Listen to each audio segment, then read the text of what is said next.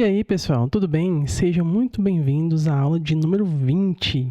Então, pessoal, essa é uma aula muito especial, pois nós estamos começando agora um módulo de programação orientada a objetos.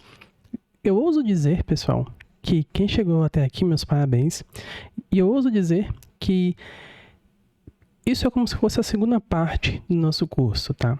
A gente aprendeu o básico, a gente mexeu ali nas estruturas iniciais, nas variáveis, como funcionava toda a sintaxe da linguagem C#, né, junto ali do background do .NET. E hoje a gente dá um passo a mais. A gente dá um passo no sentido de orientação a objetos, que também é chamado de PPO, né, que são as iniciais dessa frase, e também a inicial da frase em inglês, que eu acho que é Programming Oriented Object, algo assim, não sou muito bem no inglês, mas a sigla é a mesma, tanto para português quanto para inglês. E a programação orientada a objetos, eu acho que muitas pessoas já devem ter ouvido falar em outras linguagens, né? Porque depende muito da linguagem. Então, tem linguagens como o .NET, C#, o Java, que tem esse suporte à orientação a objetos. E o C#, que é a linguagem que a gente está trabalhando, ela também tem esse suporte. Então, vamos juntos comigo aprender sobre isso. É uma aula muito interessante, tá? Para essa aula, eu tentei preparar esse slide aqui, porque eu acho que para a gente entender um pouco como funciona a questão da orientação a objetos, a gente precisa de um pouco de teoria. Então, essa aula aqui é um pouquinho mais de teoria, tá? Mas para quem não sabe, para quem não entende o que é orientação a objetos, eu tenho certeza que você vai entender assistindo essa aula. E para quem já ouviu em outros lugares, até na faculdade, isso é um conceito assim bem diversificado, assim, porque é um conceito que foge de uma linguagem específica, ele não está ligado a C#, tá? Isso aqui é até bom a gente pontuar. Programação orientada a objetos não é uma coisa do C#, não é uma coisa do .NET, é uma coisa de linguagem, é uma coisa de arquitetura, entendeu? Então não está ligada a essa linguagem específica que a gente está trabalhando. É uma forma de programar, tá bom? E é uma forma que você vai programar por toda a vida. Então não é um conceito que você vai usar de vez em quando. Na verdade, desde o começo a gente já estava usando esse conceito, porque tudo no C#, especificamente no C#, é um objeto. Mas, vamos assim deixar de delongas, vamos começar a explicar o que de fato é a programação orientada a objetos. Bom, para a gente entender um pouco da orientação a objetos, pessoal, a gente precisa entender o conceito de mundo real. E aí que as coisas ficam interessantes, porque até então a gente estava estudando nas primeiras aulas coisas da linguagem mesmo, e na aula passada eu até dei um spoilerzinho, e nas outras aulas também, para quem não assistiu a aula, confere aí, a gente fez uma aplicação que ela saía do código e escrevia algumas coisas em um bloco de texto, né? Em um TXT. Então a gente teve uma interação ali com o mundo real. Mas perceba que ainda não é o mundo real, a gente ainda está dentro do computador. Mas a gente saiu, né, da nossa tela padrão para uma outra interface no nosso computador ali na área de trabalho e tal.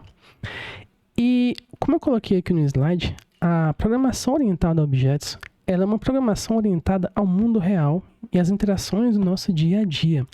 E por que isso? Porque os sistemas, né, que nós usamos diariamente, ele é voltado para as interações da nossa realidade.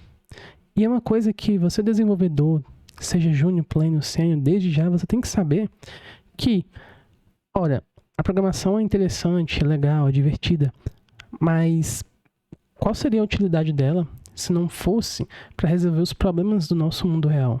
Não é verdade? A gente estuda para resolver problemas do mundo real. Se você trabalha em um banco, é para resolver problemas do mundo real de clientes, com contas, com crédito e tudo mais. Se você trabalhar com um supermercado, é para resolver problemas de clientes também, de estoque, de logística. Então, se você trabalha, sei lá, em uma empresa de logística também, de transporte de carros, de caminhões, de táxis, entende que tudo isso é no mundo real. E essa é a coisa mais legal em programação, porque você está envolto em um mundo real, você está envolto em resolver problemas do mundo real. E isso é o paradigma da programação orientada a objetos, tá bom? É orientado a trabalhar como a nossa realidade funciona, tá bom? Eu acho que deu para entender bastante. Então, foca nisso. Quando alguém falar assim, você sabe o que é programação orientada a objetos? Se você ficar com alguma dúvida, pense que é um conceito de programação que visa aplicar a programação no nosso dia a dia, nas interações da nossa realidade, tá bom? E aí vem a palavra objetos. A gente estava falando de programação orientada a objetos. E o que significa esse objeto no final da frase? A gente falou aí de realidade, do mundo real. E o objeto é uma entidade desse mundo real. Esse objeto, ele pode ter dados, que são os atributos, que a gente chama, e comportamentos, que são os métodos, mas não se preocupe que a gente vai detalhar daqui a pouco o que significa cada um. Mas entenda que o objeto, ele representa qualquer entidade no mundo real. Eu coloquei aqui no slide vários exemplos de objetos. A gente tem aqui uma bicicleta, a gente tem aqui um óculos, um barco, um carro, um celular. Tudo isso é um objeto, tá? Uma câmera fotográfica é um objeto, um boné é um objeto, uma sandália é um objeto, um fone de ouvido é um objeto. E tudo isso a gente pode trabalhar na programação, tá?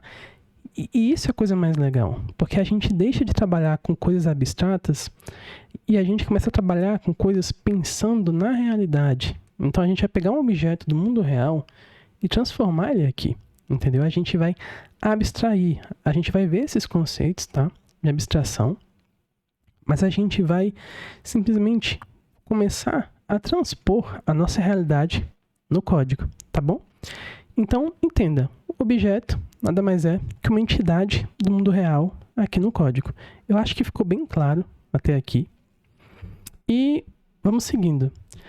E o objeto, como eu falei, ele tem duas características principais, tá? Ele tem atributos e tem métodos. Eu acho que antes de explicar o que seria um atributo e o que seria um método, é bom a gente pegar um objeto do nosso mundo real. E, para o nosso exemplo, pegar um carro, tá? Inclusive, eu vou usar esse exemplo do carro aqui durante muitas aulas, tá bom? Então, um carro, como qualquer outro objeto, tá? Isso é de qualquer objeto. Todo objeto, ele tem atributos e tem métodos. O que são atributos? Atributos, pessoal, são as características daquele objeto. Por exemplo, o carro, ele tem uma característica, uma cor. Pode ser verde, vermelho, preto. É uma característica. Qual outra característica que todo carro tem? Todo carro tem uma marca. Tem o Toyota, tem a Honda, tem a Fiat, tem a Chevrolet, tem a Ford. Ou seja, todo carro tem essa marca. Modelo. Todo carro tem um modelo também. Pode ser um Corolla, pode ser um Mustang, pode ser o famoso Fiat Uno. Então, assim, essas são os atributos. E também tem um ano, tá? Esqueci aqui do ano. Um carro ele pode ser do ano de 2025, um carro zero, né? Um ano de 2018, um carro mais antigo de 2007. Então, todos esses são atributos. Então, atributos é aquilo que o carro tem como característica. Seria aquilo que a gente consegue enxergar visualmente. Você bateu, não é uma definição muito legal assim, mas eu acho que dá pra gente entender bastante. Você bateu o olho naquele objeto, você consegue identificar as características dele. Por exemplo, eu tenho aqui o mouse, né? Você bota a característica dele, ele tem uma cor, que essa cor é preta, né? Ele tem uma forma meio oval, arredondada. Ele tem, sei lá, um gradiente aqui, ele tem uma marca, tá? Ele tem uma luz aqui que sai no fundo, ele tem pilhas aqui dentro. Então, assim, essas são as características desse objeto. Eu tenho um objeto aqui também, que é uma garrafa. Então, a garrafa ela tem também uma cor, né? Quase todo objeto praticamente tem cor. Ela tem uma tampa aqui em cima, ela tem um tamanho, ela tem uma forma que é cilíndrica, tá? E esses seriam os atributos de um objeto. E voltando aqui para o carro, o que seria métodos? Métodos pensa em ação, action, tá? Métodos ou funções também, mas vamos tratar como métodos, uma linguagem mais formal aqui. Métodos é tudo aquilo que um objeto faz, tá? O que o objeto faz do carro? Ou seja, pensa no que o carro faz. Primeiramente, um carro ele liga. Então, ligar seria uma ação. É até legal aqui a gente lembrar do português que a gente aprendeu na escola, né? Nos verbos. Então, assim, pensem que um método é um verbo, tá? Então, geralmente, a maioria dos verbos, né? Quando a gente está executando uma ação, ele termina em R, né? Não é regra, né? Mas, assim, pensa nisso. Então, o que a gente faz no carro? A gente liga o carro, né? A gente dá uma partida. O que a gente faz mais no carro? A gente acelera. Acelerar é uma ação. Ligar é uma ação. A gente liga um carro, a gente acelera, a gente freia, tá? A gente buzina. É um outro método de um carro, né? É uma outra ação que ele faz. Ele abre portas, tá? Que mais? Ele mexe na questão lá do para-brisa, que eu esqueci o nome. Então, assim, tudo isso são métodos daquele objeto. Então, se eu pegar o mouse aqui, qual o método desse objeto? Ele tem um scroll, né? A gente mexe nesse scroll para passar as páginas. A gente tem cliques. Então, esse é um método. Né? Clicar é um método.